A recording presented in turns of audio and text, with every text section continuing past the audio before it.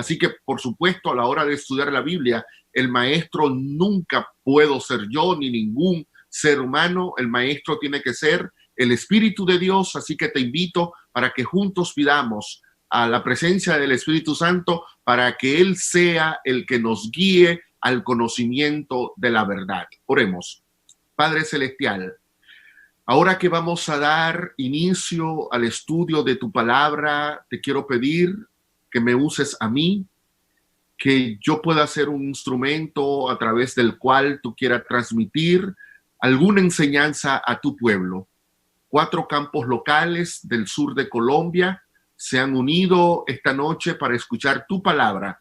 Así que te rogamos que el poder de tu Espíritu Santo pueda descender sobre cada uno de los oyentes que a través de las distintas plataformas estará en contacto con este programa, y que tu Espíritu Santo pueda guiar su mente y corazón al entendimiento de las verdades bíblicas.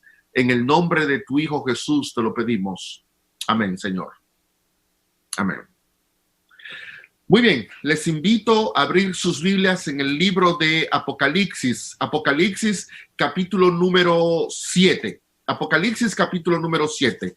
Antes de leer el versículo número 7, yo quiero que, antes de leer un versículo del capítulo 7, yo quiero que marquemos el contexto en el que aparecen los 144,000 dentro del libro de Apocalipsis. En el libro de Apocalipsis, en el contexto de la apertura del 6º sello, Juan hace una pregunta, Apocalipsis 6:17, porque el gran día de su ira ha llegado, ¿y quién podrá sostenerse en pie? En los versículos anteriores, Juan había dicho que cuando la ira del Cordero comienza a manifestarse, la gente sale corriendo, los pobres, los ricos, los capitanes, los siervos, los libres. Dice Juan que se escondían en las cuevas y en las rocas y decían: escondednos de aquel que está sentado en el trono y de la ira del Cordero, porque el gran día de su ira ha llegado. Y la pregunta es: ¿quién podrá estar de pie? ¿Quién está preparado? ¿Quién podrá resistir?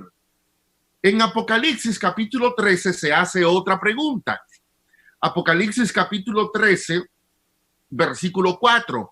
Dice la Biblia que los moradores de la tierra adoraron al dragón que había dado autoridad a la bestia, y adoraron a la bestia diciendo: ¿quién como la bestia y quién podrá luchar contra ella? Ahora en Apocalipsis 13 vemos a los grandes enemigos del pueblo de Dios: poderes infernales, poderes civiles, poderes religiosos, poderes que han usurpado el lugar de Dios, engañan a los habitantes de la tierra, hace que adoren a esa bestia. Esa bestia persigue, esa bestia mata, parece una bestia todopoderosa. Y Juan entonces pregunta: ¿quién como la bestia y quién podrá luchar contra ella?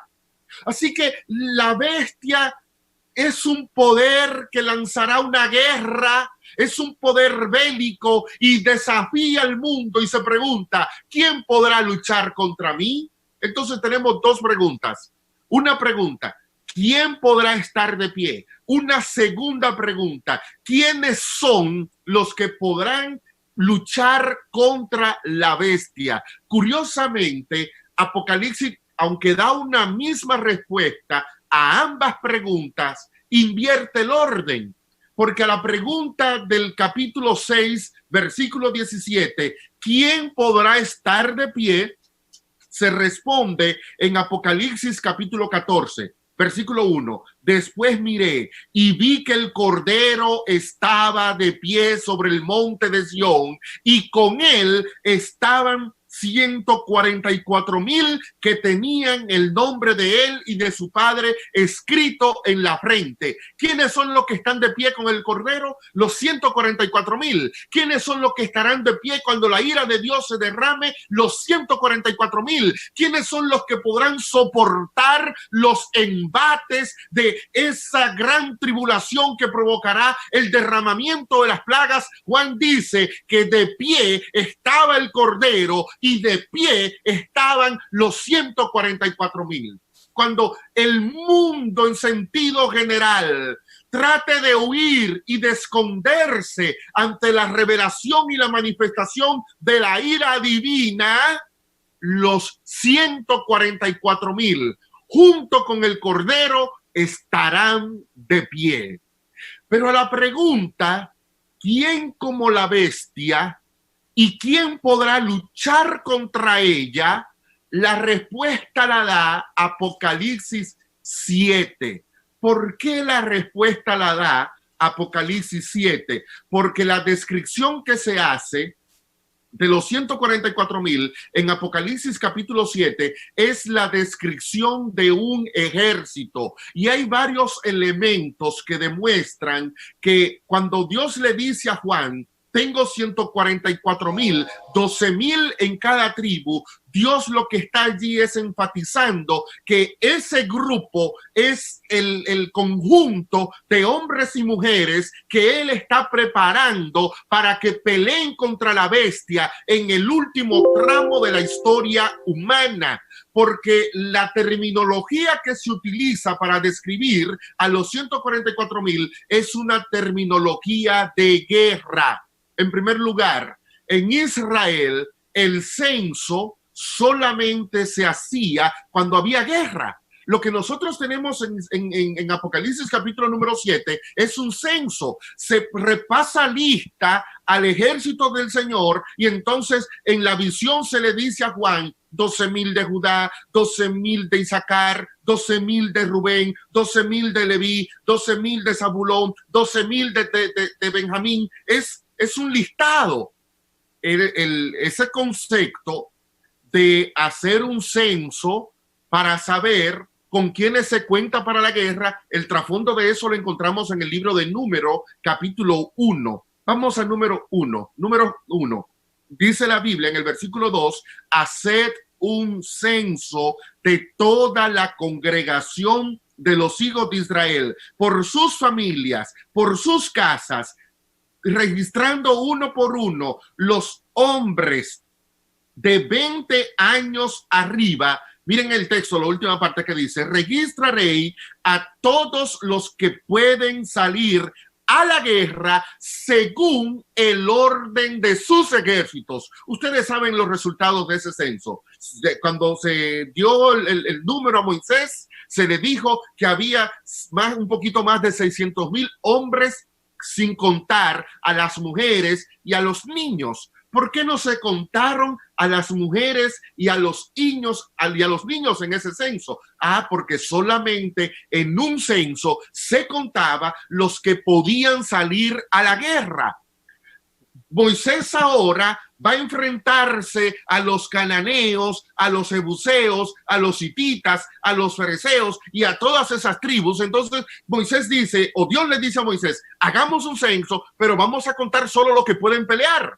A las mujeres y a los niños no la contemos, no porque no sean importantes, simple y llanamente porque en un contexto de guerra necesitamos saber solamente cuáles pueden ir a pelear. Y usted se va a dar cuenta cuando analiza el censo en el libro de Números que el censo variaba de una tribu a otra. Ninguna tribu tenía la misma cantidad. Había tribus que tenían mucha gente y había tribus que tenían menos personas. Ya eso también nos da una pista a nosotros. Ahorita vamos a ver más detalle de eso, pero ya eso nos da una pista de que el número en Apocalipsis 7 es simbólico, porque no podían todas las tribus tener exactamente la misma cantidad, 12,000. Evidentemente, como eso varía, cuando uno compara el censo del antiguo Israel, porque cada tribu tenía un número distinto, Juan entonces quiere que nosotros entendamos que ese número, 12,000, por cada una de las 12 tribus de Israel, es un número simbólico. Pero el punto aquí es que en Apocalipsis 7, Dios está haciendo un censo. ¿Por qué? Porque quiere saber cuántos pueden ir a la guerra. Esta es la razón por la que el censo que manda hacer David, según Primera de Crónicas, incitado por el diablo, trajo una gran mortandad dentro del pueblo. Uno se pregunta, ¿pero por qué? Por un simple censo. Joab le dijo, David, no haga ese censo. El problema no era el censo, era la actitud de David que revelaba una incredulidad tremenda, porque el Salmo 2 dice que la promesa que Dios le había hecho a David es, yo pondré a tus enemigos en el estrado de tus pies, pero era una acción que iba a realizar Dios. Cuando David manda a hacer un censo, David le está diciendo a Dios, bueno, tú dijiste que tú ibas a hacer ese trabajo, pero por si acaso, déjame saber con cuánto yo puedo contar. Entonces Dios le dio una gran lección. No era tiempo de guerra. Como no era tiempo de guerra, David no podía hacer el censo. Al realizar el censo, reveló incredulidad, porque censo solamente se hace cuando hay guerra. Si en Apocalipsis 7 tenemos un censo, es porque hay guerra. Dios necesita saber quiénes van a pelear contra la bestia. Y entonces en Apocalipsis 7 se nos dice, Dios tiene un ejército que va a pelear contra la bestia. El otro indicio que revela que los 144,000 son presentados en Apocalipsis 7 como el ejército del Cordero, el grupo de hombres y mujeres que Dios se reserva para enfrentar a los poderes del mal en el tiempo del fin, es por el uso de la expresión 1,000, 12,000, 144,000. En Israel, las unidades de los ejércitos estaba compuesta precisamente por millares, por grupos de 1,000. En el libro de Números encontramos un ejemplo de esto en Números capítulo 1. Números capítulo 1, versículo 16. Estos fueron los nombrados de entre la congregación, príncipes de las tribus de sus padres, capitanes de los millares de Israel. O sea, los grupos de 1,000, de millares, tenían un capitán. En el libro de Números también, en el capítulo 10, versículo número 4, encontramos el mismo concepto. Pero cuando toquen solo una, entonces se congregarán ante ti los príncipes, los jefes de los millares de Israel. En el capítulo 31, en el versículo 4 y 5, enviaréis a la guerra 1,000 de cada tribu, de todas las tribus de Israel. ¿Cuántos iban a ir a la guerra? 1,000. 1,000 iban a ir a la guerra. Entonces, la palabra 1,000, de paso, el término griego que se utiliza en Apocalipsis 7, designaba precisamente una unidad de soldados romanos en aquel entonces compuesto por una unidad de 1,000 soldados, Y es el trasfondo que vemos aquí en Números. Los grupos que iban a ir a la guerra tenían que ser 1,000 de cada tribu. Los 144,000 son el ejército del Cordero, son el grupo que va a pelear contra la bestia. Esto desde ya nos dice a nosotros que en el tiempo del fin Dios no se quedará sin testigo, que Dios tendrá hombres y mujeres que pelearán las batallas de él, que Dios tendrá un grupo de personas que se mantendrán fieles, que estarán de pie, que no claudicarán, que se enfrentarán cuerpo a cuerpo a los poderes del mal. Y mientras los poderes del mal transmiten palabras engañosas desde su boca, Dios se reserva un ejército que utilizará su boca para predicar la verdad. Y ese ejército en Apocalipsis 7 se le llama los 144,000. Ahora bien, yo quiero que veamos otro elemento clave para que a mí el tema de los 144,000 no es el que me importa. yo quiero llegar a un punto que es el que yo quiero resaltar con ustedes esta noche, pero yo sé que ese tema siempre trae dudas y no quiero que quede lagunas con respecto al número, pero eso no es lo más importante. Juan dice que él vio un ángel, vio 4 ángeles que estaban, versículo 1, Apocalipsis 7, sobre los 4 ángulos de la tierra, deteniendo los vientos de la tierra para que no soplase viento alguno sobre la tierra, ni sobre el mar, ni sobre árbol alguno. Evidentemente, Juan está aquí hablando en términos simbólicos. Recuerden que ya le dije que había un elemento que era clave para entender que los 144,000 son simbólicos. ¿Cuál era ese elemento? Que todas las tribus tenían 12,000. Pero ahora tenemos otro elemento. Juan habla de 4 ángulos de 4 ángeles que están ubicados en los 4 ángulos de la tierra. Evidentemente una expresión simbólica. En la tierra hay más de 4 ángeles. Hay mucho más que eso.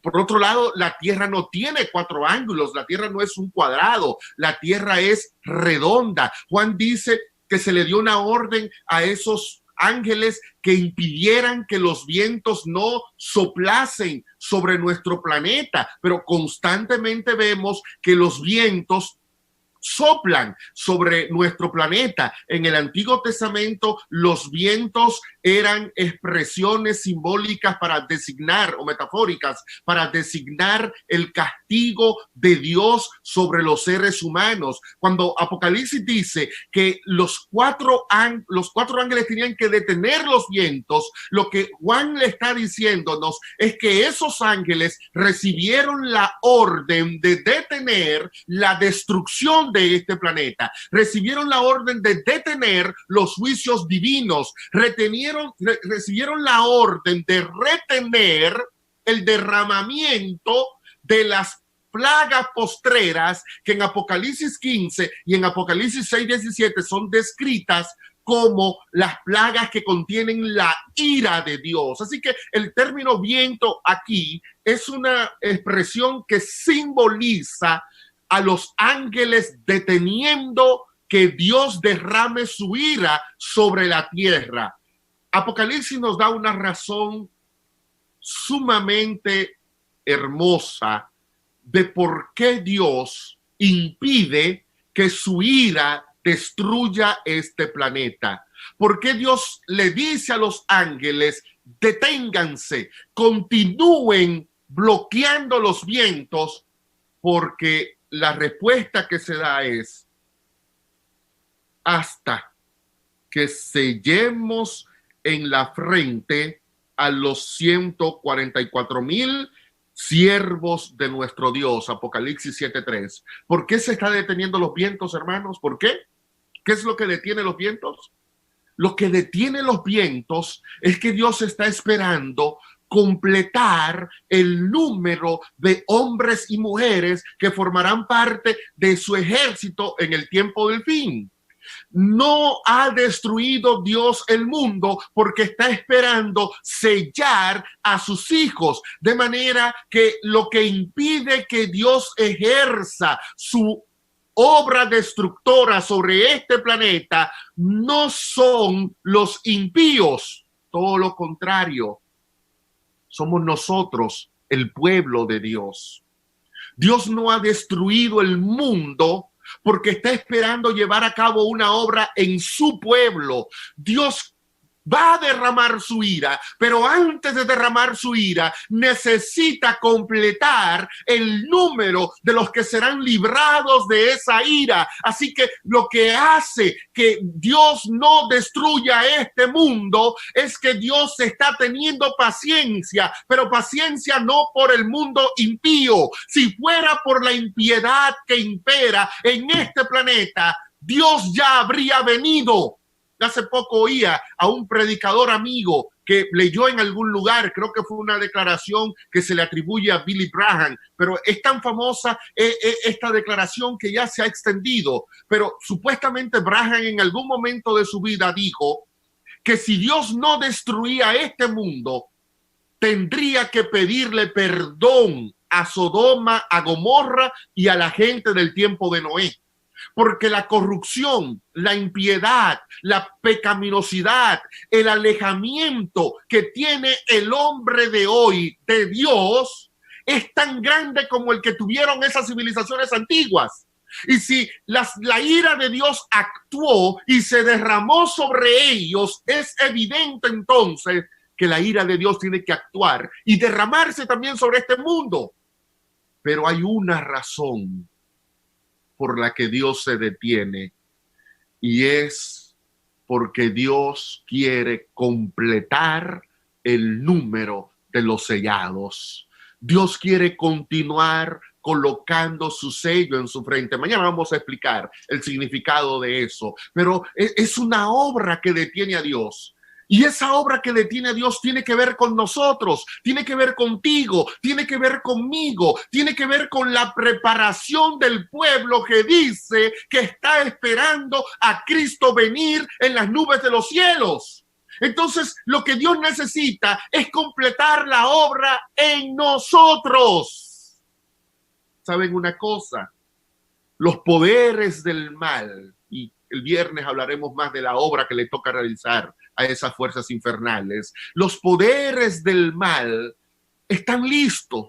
¿Qué más le falta hacer a Satanás? ¿Qué más le falta?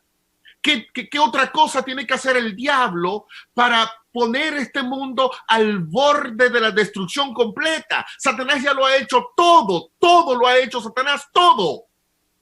Lo que detiene la destrucción no es lo que le falta a Satanás. A veces pensamos, el mundo no se ha acabado porque falta que venga la ley dominical. No, el mundo no se ha acabado porque hace falta que venga el tiempo de angustia. Tampoco, el mundo no se ha acabado porque lo que hace falta es la persecución. Así que, hermanos, hablemos de persecución, de ley, de esto y aquello, para que el mundo se acabe. No.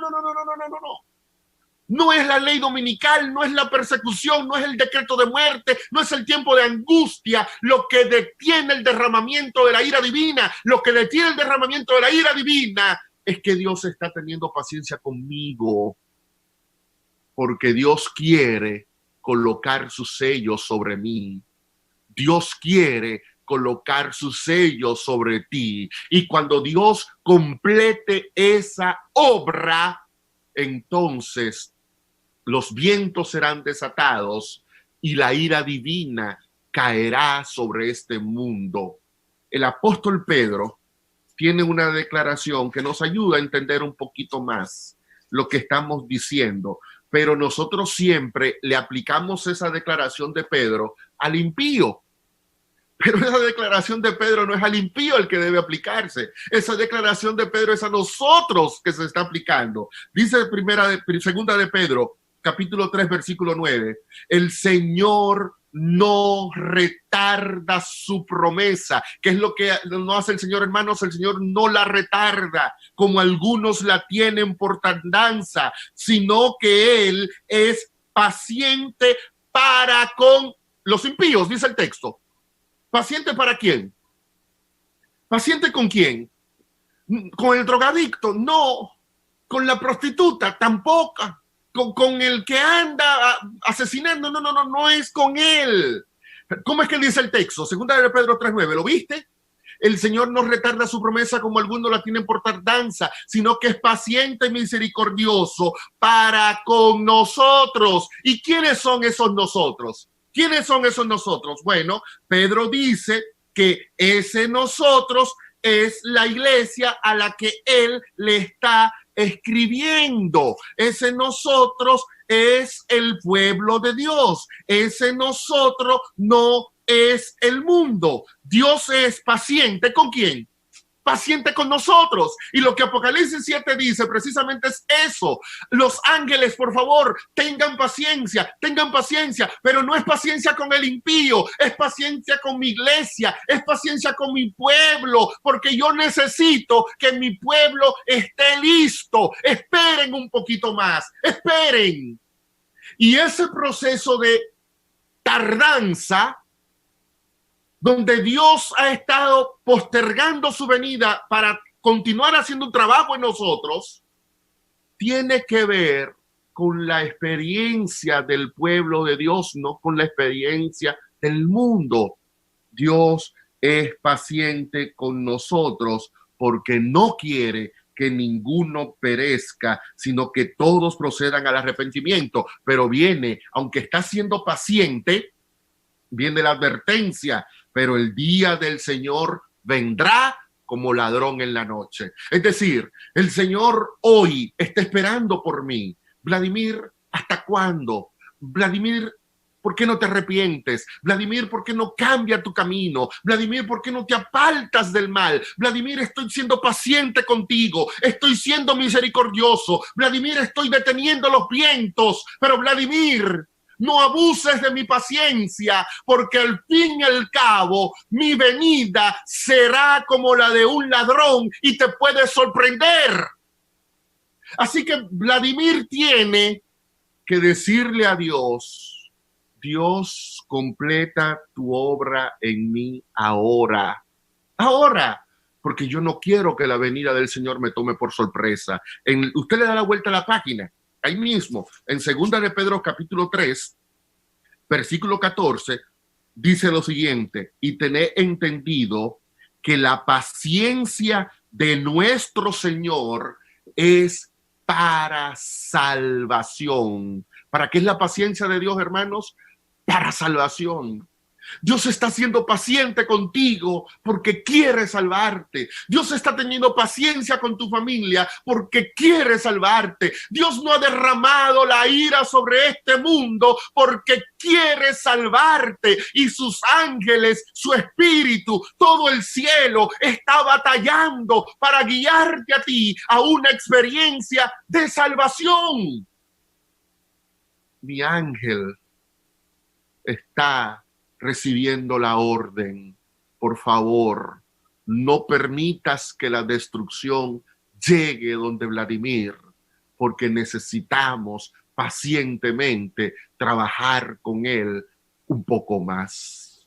¿Hasta cuándo durará esa paciencia de Dios?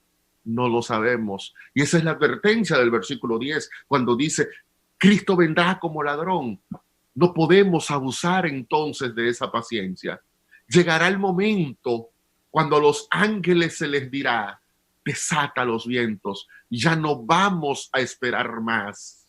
Pero no ha llegado todavía esa ocasión. Y como no ha llegado esa ocasión, tú y yo podemos continuar disfrutando de este momento donde Dios le dice a los ángeles: deténganse, deténganse. En el libro Primeros Escritos, página 37, Elena de White está describiendo, precisamente en el capítulo titulado El sellamiento, está describiendo esta escena que se aparece en Apocalipsis capítulo 7. Y Elena de White la describe de esta forma: vi 4 ángeles que habían de hacer una labor en la tierra y andaban en vías de realizarla. Jesús vestía ropas sacerdotales, miró compasivamente al pueblo remanente y alzando, miró compasivamente ¿a quién? Al mundo. ¿A quién fue que miró compasivamente el Señor? Miró compasivamente al pueblo remanente. Lo que dice 2 de Pedro 3, lo que dice Apocalipsis 7, es sobre nosotros a quien el Señor nos está mirando con amor, con misericordia, con compasión. Y entonces, alzando las manos, exclamó con voz profunda de compasión: mi sangre, Padre, mi sangre, mi sangre, mi sangre.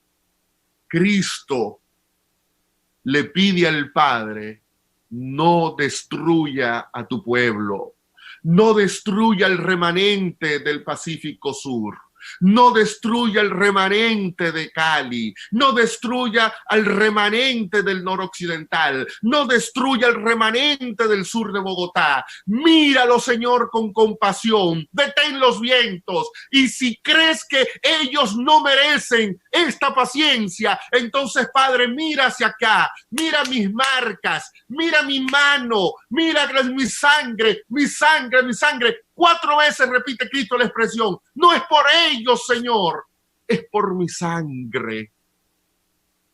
Vamos a valorar entonces ese acto de misericordia que Dios está realizando por esta iglesia, por su remanente.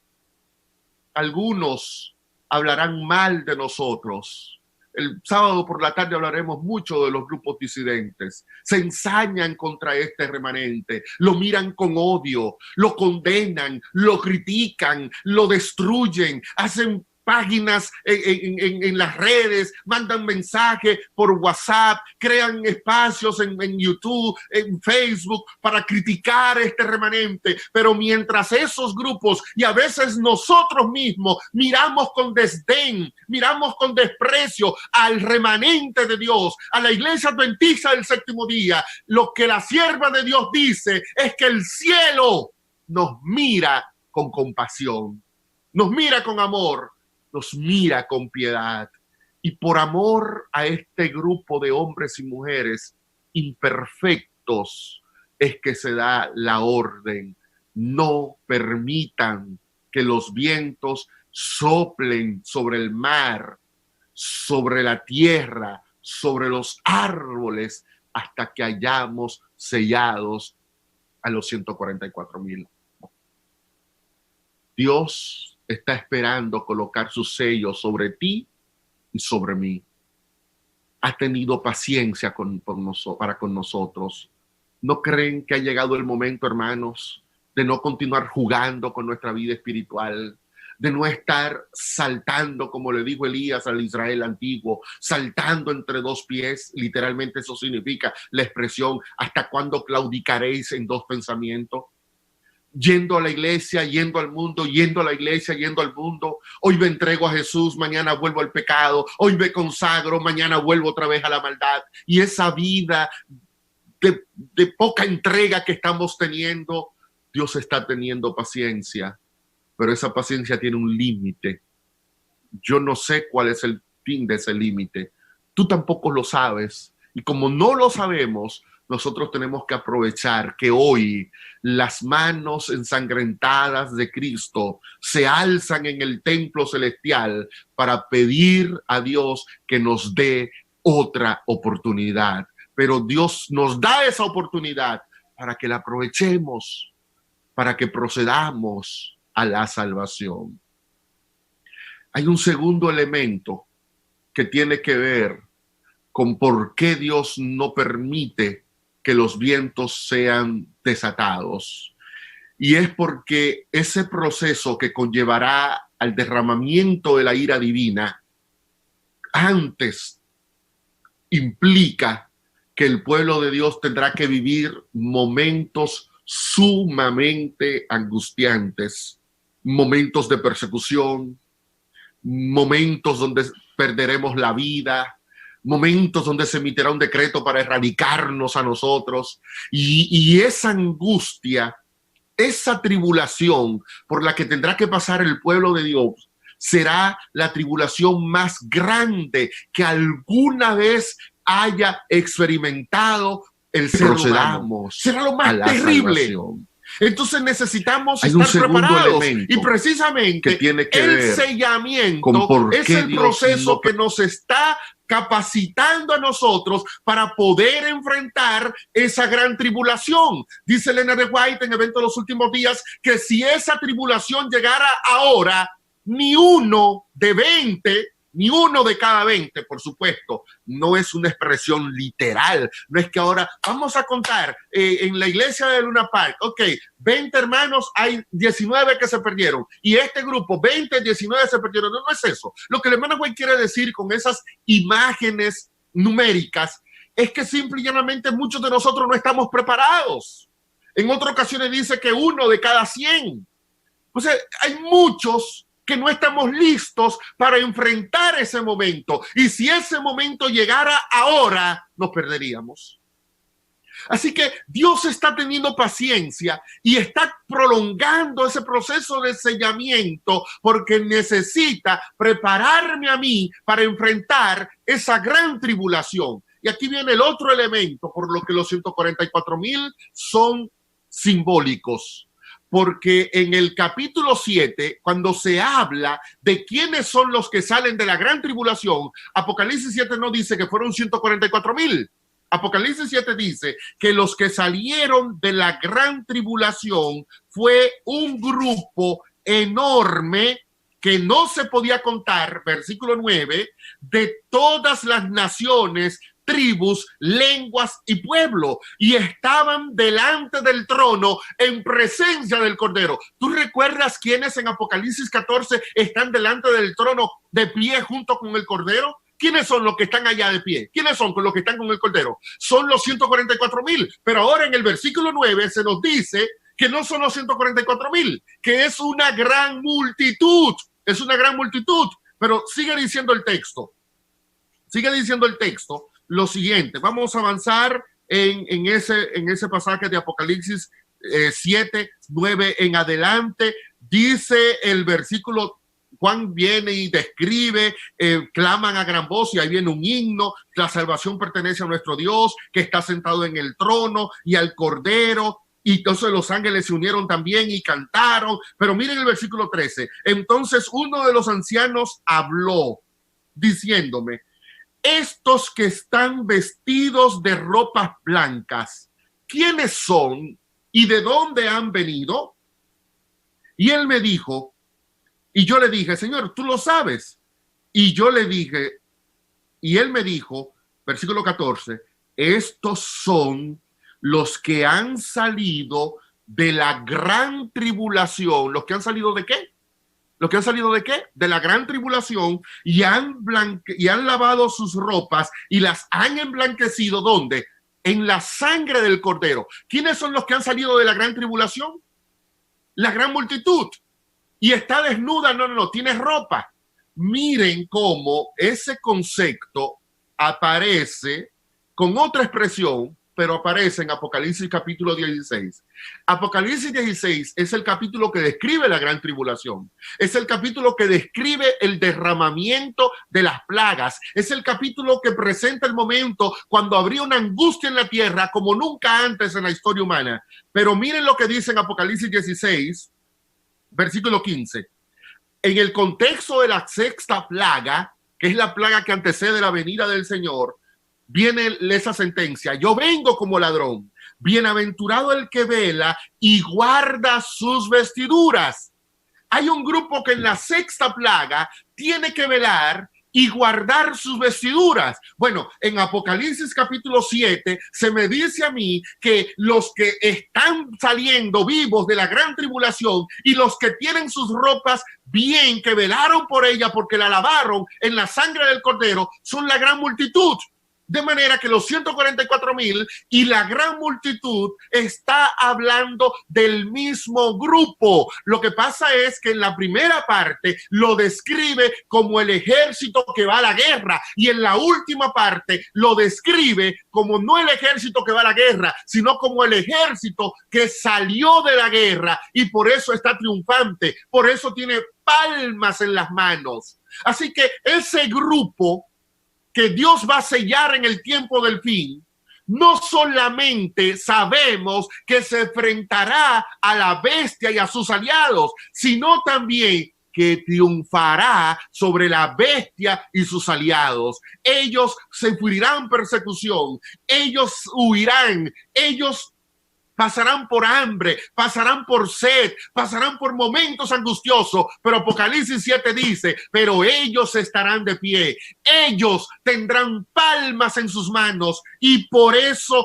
cantan y claman a gran voz. La salvación pertenece a nuestro Dios que está sentado en el trono y al Cordero. Pero note usted esto también. Apocalipsis 14. Vaya conmigo. Apocalipsis 14. Vemos que la gran multitud aparece cantando porque sale de la gran tribulación. Pero miren Apocalipsis 14, versículo 1.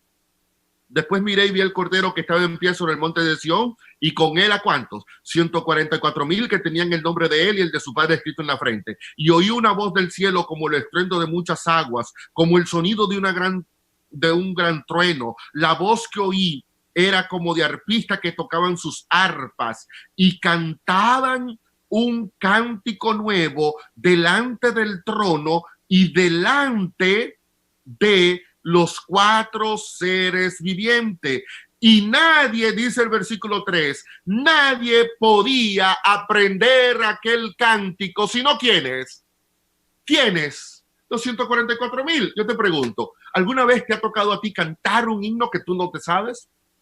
¿Te atreves tú a hacer eso? No, no puedo cantar un himno que no me sé. Bueno, Juan nos está diciendo aquí que ese cántico nuevo, ¿quiénes son los que los cantan? Los 144,000. ¿Cuándo cantan los 144,000? ¿Cuando están en la tribulación? No, cuando salen de la tribulación, cuando están de pie con el Cordero. Bueno, ¿no es eso lo que dice Apocalipsis 7 de la gran multitud? Que la gran multitud está con el Cordero. ¿Y qué hace?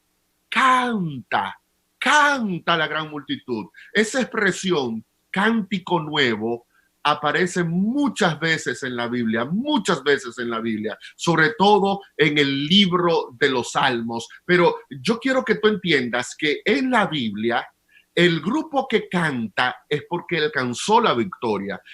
No aparecen cantando los 144,000 cuando están siendo censados. No, porque todavía la victoria no se ha ganado.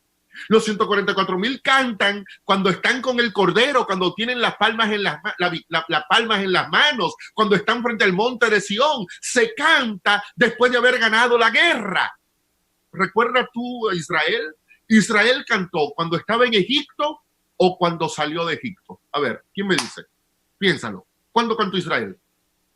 Éxodo 12 es la salida. Éxodo 12, 13 y 14. Pero ¿dónde es que Israel canta? Es en el capítulo 15. ¿Y qué hace ese canto del capítulo 15? El capítulo 15 lo que hace es describir de manera poética el relato que había presentado Éxodo 12, 13 y 14 en manera de prosa. Así que lo que aparece en el capítulo 15 es un cántico que refleja lo que el pueblo de Israel vivió cuando salió de Egipto y cruzó el Mar Rojo. Tenemos el mismo modelo en Jueces, capítulo 5, tras la victoria de Débora y Barak sobre los ejércitos cananeos.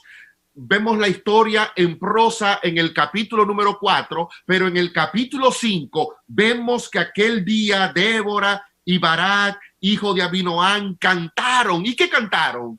Cantan su experiencia. Débora y Barak lo que hacen es relatar de manera poética lo que se había descrito narrativamente en el capítulo 4. El canto lo que hace es describir tu experiencia, pero no se canta en la aflicción. Se canta cuando tú obtienes la victoria. No se canta en Egipto, se canta cuando sale de Egipto. No se canta cuando vas a pelear contra el Canaán. Se canta después que derrota a Canaán. En el Salmo 40, David está viviendo un momento de mucha tristeza en su vida, pero dice David que él esperó pacientemente al Señor. Dios se inclinó y lo sacó del logos, del pozo de la desesperación, del lodo cenagoso, enderezó sus pasos, y el versículo 3 dice: y puso en mi boca un cántico nuevo, una nueva canción. Pero esa canción vino después que David salió del pozo de la desesperación. Los 144,000 están cantando porque ellos vencieron a la bestia, vencieron la tribulación, salieron triunfantes en el conflicto de los siglos. En esta edición, que es la que usted debe tener, la última, no la chiquita esa antigua, esa usted yo la tengo, pero la tengo ya de modelo, de reliquia aquí en mi biblioteca. Esta es la que yo leo.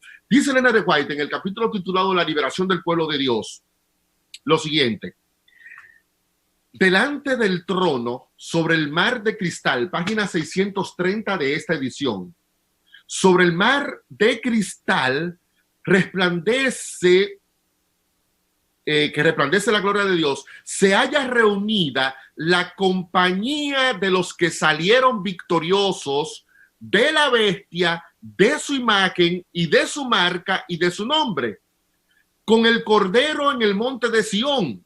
Teniendo las arpas de Dios están los 144,000. Noten que para Elena de White, los 144,000 son los que vencieron a la bestia, los que vencieron a la imagen, a la señal, a la marca y al número. Y miren lo que sigue diciendo la cita. Ellos, los 144,000, cantan un cántico nuevo delante del trono. Un cántico que nadie podía aprender sino aquellos 144,000. Es el cántico de Moisés y del Cordero, un cántico de liberación. Y ninguno sino los 144,000 pueden aprender aquel cántico, pues es el cántico de su experiencia. Una experiencia que ninguna otra compañía jamás ha conocido. Yo debo ya terminar. Pero noten cómo Elena de White define el cántico de los 144,000. ¿Es el cántico de qué? Es el cántico de su experiencia. Por eso decía que lo que Moisés canta en Éxodo 15 es su experiencia. Por eso les decía que lo que Débora y Barak cantan en Jueces 5 es su experiencia. Lo que David cuenta en el Salmo 40 es su experiencia. Lo que los 144,000 van a cantar es su experiencia, la de ellos. Pero ¿sabes una cosa? La Biblia dice en el Salmo 98 que tú y yo también podemos cantar un cántico nuevo porque Jehová ha hecho maravillas. Y yo debo terminar aquí porque el tiempo se acabó. Pero algunos de nosotros probablemente estamos muy pendientes de lo que está pasando con los 144, de lo que va a pasar de los 144,000. Y eso está bien. Mire que yo duré todo este tiempo hablando sobre ellos. Pero ¿saben una cosa? Yo no sé si yo estaré con los 144,000, porque ellos son los que van a estar vivos cuando Cristo venga. Yo no sé si yo soy del grupo que va a morir, del grupo que descansará, o descansará porque no podrá aguantar la crisis final y Dios me pondrá a dormir antes, o descansaré en medio de la crisis porque seré de lo que perderé la vida. Yo no lo sé. Pero yo sí sé que siguiendo lo que dice el Salmo 98, yo puedo hoy cantar un cántico nuevo a Jehová, porque Jehová está haciendo maravillas en nuestras vidas, sí, en la vida tuya, en la vida mía. Esa experiencia que van a tener los 144,000, que van a cantar sobre cómo Dios lo protegió en el tiempo del fin, de lo que Dios hizo por ellos, y se pararán delante del trono y en todo el universo y los ángeles lo irán cantando su experiencia. Yo no tengo que envidiar eso, porque yo tengo un Dios que está haciendo maravillas por mí hoy, y yo tengo también experiencias maravillosas que revelan que yo puedo cantar las victorias que Dios me ha dado a mi vida. Y lo que yo quiero dejar en tu mente esta noche, lo que yo quiero dejar en ti, es que si tú quieres estar en el grupo de los que estarán preparados para la venida del Señor, entonces hoy tú tienes que tener un canto de alabanza, de gratitud, que exalte lo maravilloso que Dios está haciendo contigo ahora. Yo sé que tú puedes tener momentos difíciles ahora. Estás enfermo, tienes problemas con el trabajo, te hace falta comida, tú estás viviendo tu propia tribulación. Déjenme decir una cosa, en realidad a mí no tiene que preocuparme la tribulación que vendrá y la tribulación que tendrán los 144,000. Lo que debe a mí preocuparme y lo que debe a mí mantener una actitud de victoria es que yo también estoy pasando por mi tribulación, pero el Cordero, el Dios que le dará la victoria a ellos en el futuro, es el Dios que me da la victoria a mí ahora en el presente. ¿Puedes tú tener una canción nueva para tu Dios? Tú dirás, yo no sé cantar, yo tampoco. Yo no canto en ninguna parte, ni en el baño canto yo. Pero esa descripción que hace Elena White es el canto de su experiencia. Y yo sí puedo cantar mi experiencia. Y tú sí puedes cantar tu experiencia. Y ese canto siempre será nuevo porque las maravillas de Dios por ti, dice el libro de Lamentaciones, se renuevan cada día. Así que cada día, en medio de todo lo que nos pasa, podemos en nuestros labios tener una palabra de contentamiento con nuestro Dios. Y quizás la mayor maravilla que Dios está haciendo conmigo en este momento es tenerme paciencia. Y eso es lo que yo quiero decirte esta noche. Conmigo, Dios está teniendo paciencia. Y eso es un acto maravilloso de mi Dios. Y yo quiero darte ese testimonio. Y quiero que tú llegues a la misma conclusión.